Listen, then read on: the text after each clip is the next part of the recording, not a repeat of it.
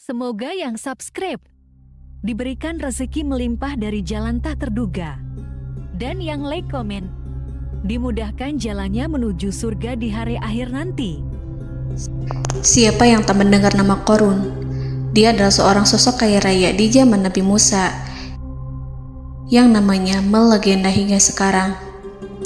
Kisahnya diabadikan dalam Al-Quran, bahkan menjadi peribahasa atau ungkapan di masyarakat guna menggambarkan seseorang yang mirip dengan tabiatnya atau menisbatkan harta yang ditemukan terpendam dalam tanah sebagai harta Qorun. Qorun adalah miliarder kaya raya yang hidup sejaman dengan Nabi Musa. Saking kaya rayanya, Qorun setiap kali keluar dari rumahnya, ia didampingi dengan 300 pelayan laki-laki dan 300 pelayan perempuan. Qorun juga dikawal oleh 4.000 pengawal yang diiringi 4.000 binatang ternak ditambah 60 ekor unta yang khusus membawa kunci-kunci gudang penyimpanan harta kekayaannya itu. Itu dilakukan semata-mata sebagai bentuk kesombongan bahwa dialah manusia paling kaya, paling terhormat, dan memiliki pengikut setia. Ia merasa lebih mulia dibandingkan Nabi Musa alaihissalam. Orang-orang tentu saja akan penasaran seberapa banyak harta kekayaan Qorun jika pengawal dan pembawa kunci gudang kekayaannya sebanyak itu. Lalu berapa banyakkah harta yang dimiliki Qorun yang disimpan di dalam gudangnya tersebut? Sebelum saya melanjutkan, dimohon untuk menonton video ini sampai selesai supaya tidak ada kesalahpahaman dalam memahami isi cerita, serta mohon bantu channel ini semakin berkembang dengan cara tekan subscribe dan silakan tinggalkan like serta komen positifnya. Semoga dukungan pemirsa Risalah Kehidupan bernilai pahala dan menjadi wasilah dimudahkannya segala urusan pemirsa sekalian. Pemirsa Risalah Kehidupan, di zaman sekarang banyak orang yang mengistilahkan rezeki yang tak terduga dengan istilah harta Qorun. Lalu dari manakah sumber harta kekayaan Qorun yang sangat luar biasa itu? Serta di manakah Qorun dan hartanya ditenggelamkan? Siapakah Qorun dan bagaimana kisahnya dengan Nabi Musa? Qorun merupakan kaum Nabi Musa alaihissalam. Disebutkan oleh Ibnu Jurayj, nama lengkap Qorun adalah Qorun ibnu Yashar, ibnu Qahis, ibnu Lawi, ibnu Yakub. Ia merupakan putra paman atau sepupu Nabi Musa alaihissalam. Pasalnya, Nabi Musa alaihissalam sendiri adalah putra Imran, sedangkan Imran adalah putra Qahis. Dengan kata lain, Qorun masih satu kakek dengan Nabi Musa alaihissalam, yakni kakek Qahis. Ia adalah umat Nabi Musa yang taat. Tidak hanya memiliki banyak harta, Qorun juga termasuk orang yang cerdas dan berilmu. Ia menguasai ilmu duniawi dan ilmu ukhrawi, dan tercatat bahwa Qorun adalah ahli di bidang kimia. Dirinya tercatat sebagai ahli kitab Taurat setelah Nabi Musa. Kepandaian Qorun dalam ilmu agama membuat dirinya sering disebut dengan ilmu nawir, atau orang yang memberi cahaya dan penerangan. Suaranya terkenal merdu dalam membaca kitab Taurat. Selain itu, Qorun juga lihai dalam berbisnis. Ia mengetahui trik investasi yang menguntungkan, serta jalur perdagangan internasional yang strategis di zamannya. Kekayaan Qorun begitu banyak, sebagaimana tercatat dalam surat Al-Qasas ayat 76. Sesungguhnya Qorun termasuk kaum Musa, tetapi dia berlaku aniaya terhadap mereka. Kami menganugerahkan kepadanya perbendaharaan harta yang kunci-kuncinya sungguh berat dipikul oleh sejumlah orang-orang yang kuat. Dalam riwayat Kaisamah disebutkan, kunci gudang kekayaan Qorun dibutuhkan 60 bigol atau sejenis kuda kecil. Ukuran kuncinya sebesar jari, bahannya terbuat dari kulit, dan setiap kunci digunakan untuk satu gudang.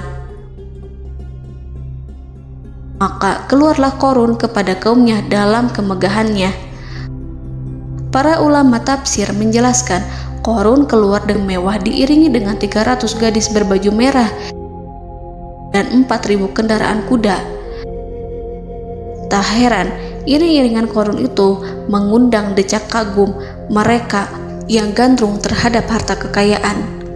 Sebagaimana yang terekam dalam ayat Al-Quran, moga-moga kiranya kita mempunyai seperti apa yang telah diberikan kepada Qarun. Sesungguhnya ia benar-benar mempunyai keberuntungan yang besar. Quran Surat Al-Qasas ayat 79. Namun tak sedikit kaumnya yang mengingatkan.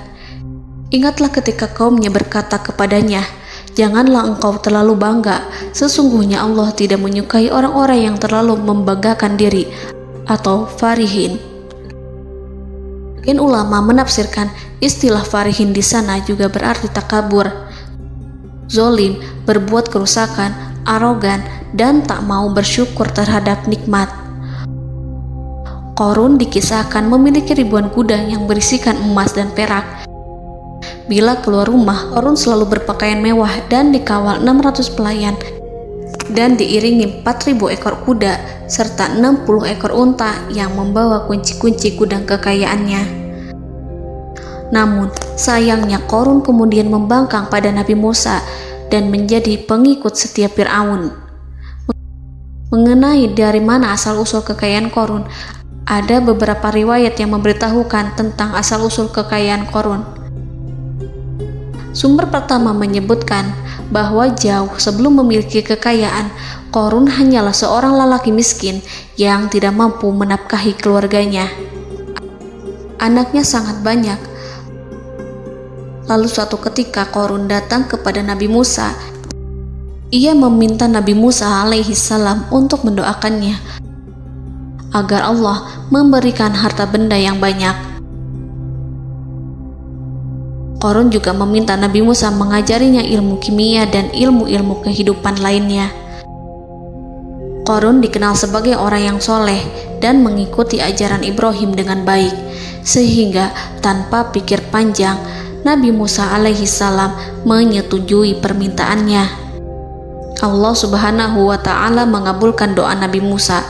Qarun diberikan kecerdasan luar biasa dan menguasai ilmu yang telah diajarkan kepadanya. Qarun menguasai teori dan praktik pembuatan emas permata dan beragam perhiasan mewah lainnya. Ia juga pakar dalam ilmu arsitektur, rancangan bangunan, penataan kota, dan lain sebagainya. Tidak lama setelah itu, hidupnya berubah. Qarun pun hidup dengan bergelimbang harta. Ribuan gudang yang dimilikinya penuh dengan emas dan perak. Namun, sayangnya, keberuntungan yang didapatkannya membuatnya gelap mata. Qarun mulai hidup dengan penuh pamer, keangkuhan, dan penuh kesombongan. Kekayaan yang diberikan Allah Subhanahu wa ta'ala membuatnya lupa dengan Sang Maha Pemberi. Qarun merasa lebih terhormat dan mulia dibandingkan Nabi Musa. Ia pun akhirnya membelot dan durhaka pada Musa. Ia mengingkari janji-janjinya dulu dan beralih menjadi pengikut Fir'aun yang setia. Loyalitas Qarun terhadap Fir'aun membuatnya diangkat menjadi kepala mandor yang membawahi ribuan pekerja. Dikisahkan bahwa Qarun bersikap semena-mena terhadap para pekerja. Ia tega memotong upah mereka. Ia melakukan korupsi demi membangun istana dan kemegahannya sendiri, dan untuk membangun gudang-gudang penyimpanan harta yang telah ia kumpulkan jauh-jauh hari. Ketika datang perintah zakat, Nabi Musa alaihi salam pergi menemui Qarun dan memerintahnya mengeluarkan zakat sebesar 1 dinar dari setiap 1000 dinar hartanya, 1 dirham dari setiap 1000 dirham, 1 kambing dari setiap 1000 kambing, dan seterusnya. Setelah Qarun menghitung seluruh hartanya, ternyata jumlah zakatnya sangat besar. Kekikirannya pun mulai menghalangi hatinya untuk mengeluarkan zakat. Qarun enggan membayar zakat ketika Nabi Musa alaihissalam menagih zakat yang diperintahkan oleh Allah untuk ditunaikan olehnya. Ketika Qarun dimintai zakat, ia langsung marah dan tidak memberikan sedikit pun kekayaannya. Dia berpikir bahwa harta kekayaan yang dimilikinya didapat dari hasil kerja dan usahanya, dan tidak ada kaitannya dengan siapapun, termasuk Allah Subhanahu wa Ta'ala. Janji Qarun untuk lebih taat beribadah dan membantu sesama jika diberi kekayaan oleh Allah dilupakannya. Dia mempergunakan kekayaannya tersebut dalam kesesatan, kezoliman, dan permusuhan, sehingga membuatnya menjadi sombong dan terlena. Orang-orang beriman pada masa itu sering menasihati Qarun untuk bersyukur atas nikmat yang telah Allah berikan, tetapi dia tidak mengindahkan nasihat tersebut. Dari sikapnya tersebut sudah jelas bahwa Qarun tidak membutuhkan nasihat kebenaran, bahkan merasa tidak takut dengan ancaman Allah. Sebab Qarun merasa sudah memiliki segalanya. Qarun merasa dirinya hebat dan pintar serta punya banyak pengikut setia, punya banyak pengawal dan merasa aman karena dekat dengan Raja Fir'aun. Qarun berkata, "Sesungguhnya aku mendapatkan harta ini karena ilmu yang ada padaku." Qarun sangat sombong. Ia merasa hartanya didapatkannya sendiri tanpa campur tangan dan kehendak Zat yang Maha Kaya, yakni Allah Subhanahu wa Ta'ala. Apakah Qarun lupa ataukah ia tidak tahu bahwa Allah telah membinasakan orang-orang sombong sebelumnya yang bahkan lebih kuat darinya, yang lebih kaya darinya, yang lebih banyak pengawalannya, lebih kokoh dan tak terkalahkan dibanding dirinya? Karena terdorong sifat kikir dan angkuh, maka Qarun membuat rencana untuk melakukan tipu daya agar dia terlepas dari kewajiban membayar zakat. Dia ingin menjatuhkan nama baik dan citra baik Nabi Musa. Kemudian dia mengumpulkan tokoh-tokoh konglomerat Bani Israel. Ia berkata kepada mereka, "Wahai saudara-saudaraku, terhadap apa yang diperintahkan Musa untuk membayar zakat, apakah kalian akan mematuhinya? Sekarang dia hendak mengambil harta yang ada di tangan kalian, maka pikirkanlah suatu cara untuk menghindari perintahnya." Para pembesar-pembesar yang dipanggil kemudian menjawab, "Wahai paduka Qarun, engkau lebih besar daripada kami. Kami akan melakukan apapun yang kau inginkan." Qarun berkata, "Datangkanlah kepadaku wanita cantik. Aku akan memberinya hadiah besar jika ia berhasil menggoda dan memfitnah Musa." Ketika wanita cantik yang diinginkannya datang, Qarun memberikan kepadanya uang muka sebagai jaminan. Ia akan membayarkan seluruh yang dijanjikannya ketika berhasil menjalankan misinya.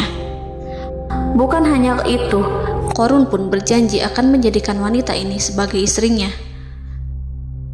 Keesokan harinya, Qarun mengumpulkan Bani Israel. Setelah itu, Qarun menghadap kepada Nabi Musa seraya berkata, "Orang-orang menanti kedatangan Anda, sampaikanlah saran dan nasihat kepada mereka." Nabi Musa kemudian keluar dari rumahnya.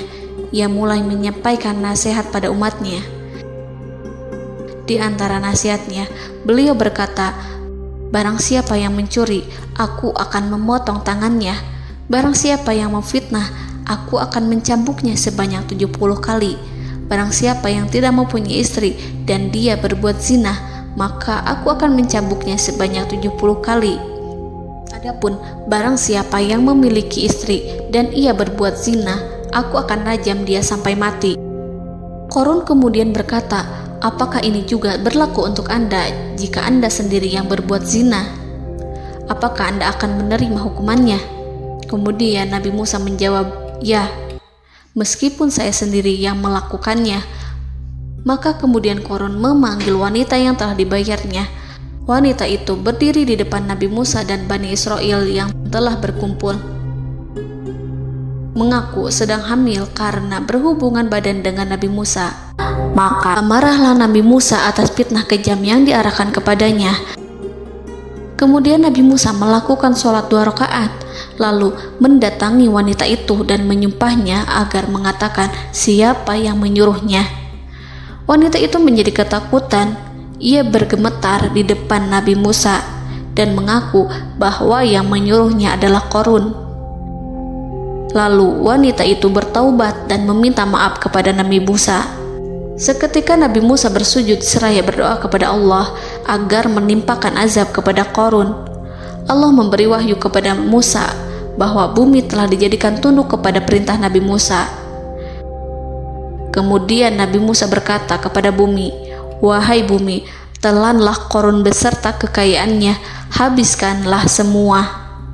Kala itu Allah menurunkan wahyu kepada Musa alaihissalam untuk memerintah bumi apapun yang diinginkannya.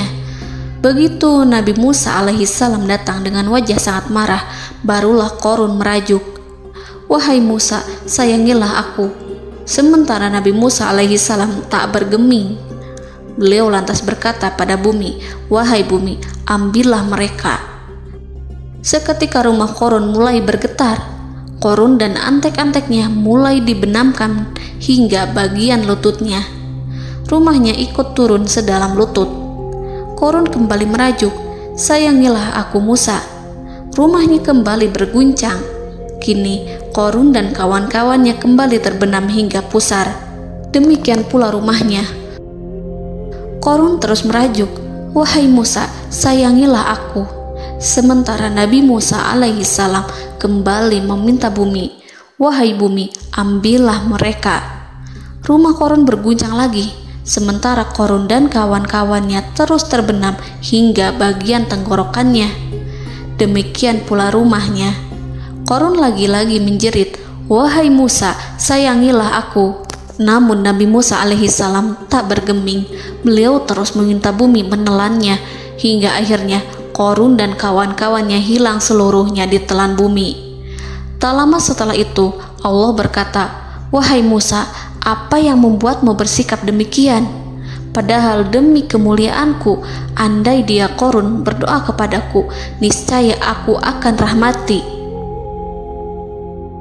Maka kami benamkan dia beserta rumahnya ke dalam bumi, maka tidak ada baginya satu golongan pun yang akan menolongnya selain Allah, dan dia tidak termasuk orang-orang yang dapat membela diri." Quran Surat Al-Qasas ayat 81. Lalu di manakah lokasi ditenggelamkannya Qarun beserta harta bendanya? Konon berdasarkan kepercayaan beberapa masyarakat setempat, Qarun ditenggelamkan di sekitar sungai atau danau Moris yang terkenal di kota Payom, negara Mesir.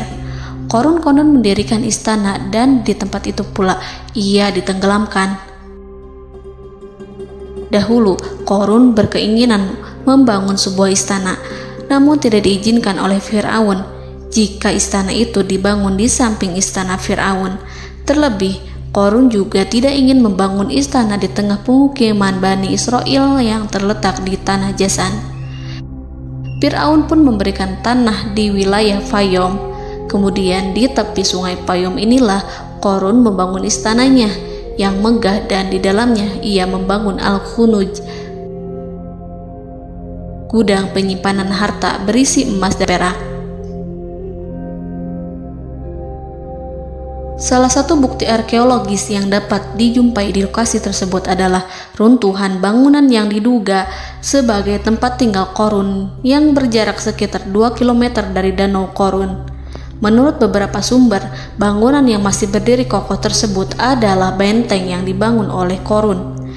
Namun ada juga yang mengatakan bahwa bangunan tersebut adalah tempat tinggalnya. Wallahu a'lam. Semoga kita semua dijadikan orang yang Allah mampukan menjadi orang kaya namun tidak seperti Qarun,